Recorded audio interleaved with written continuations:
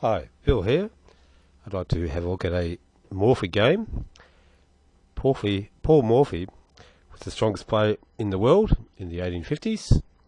He was the first player to really understand the importance of getting the pieces out before attacking.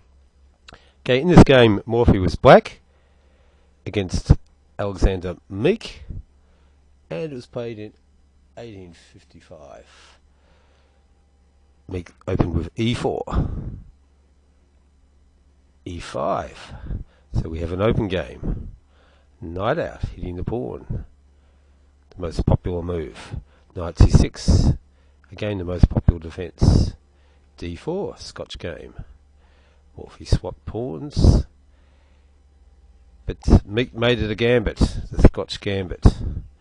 So, the bishop is...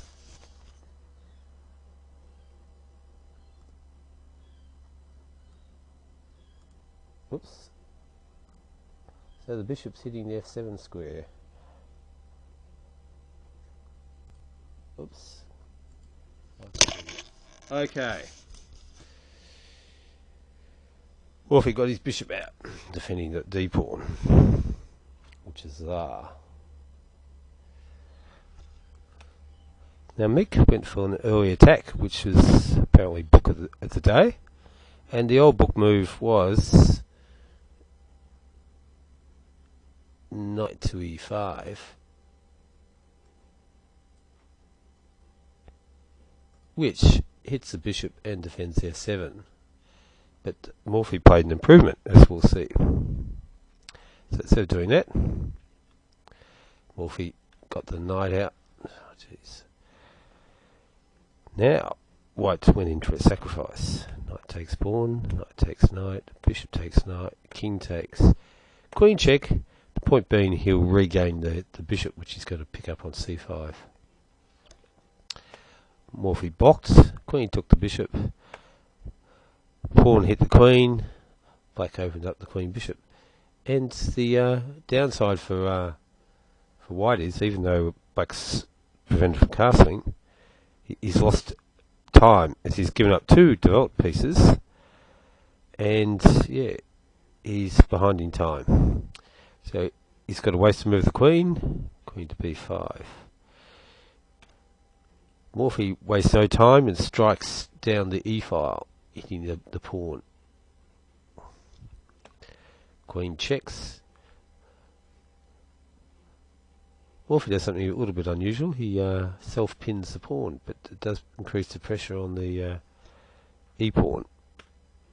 Pawn defends it, so white's not getting a piece out, and he's opening up the fool's mate diagonal. Knight hits the queen, so now once the queen moves, this pawn will no longer be pinned. Queen moves to defend the pawn. Pawn takes pawn. Pawn takes pawn. Queen check, forking the king and the pawn. Pawn blocks. Rook takes pawn check. King moves, so neither side can castle. Queen defends the rook. So it's going to take white two more moves to connect rooks, and black only one. Okay, so knight comes out, hitting the rook. Rook moves, hitting the queen. Queen moves, pawn hits the queen. Okay, so now black is offering his knight. Okay, so if he'd taken it, then I believe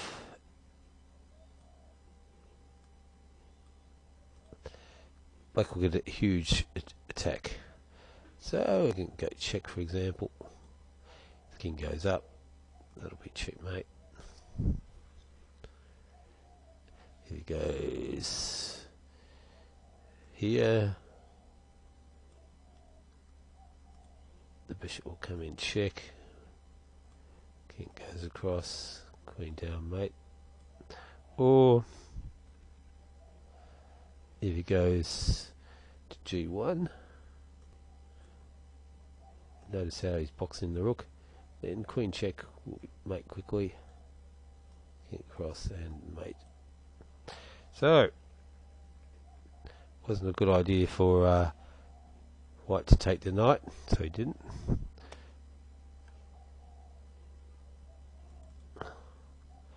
Okay, so now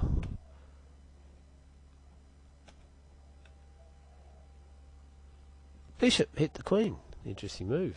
Oops, offering the bishop. Okay, so he takes it again. That we checkmate in a few moves. So he moved the queen away.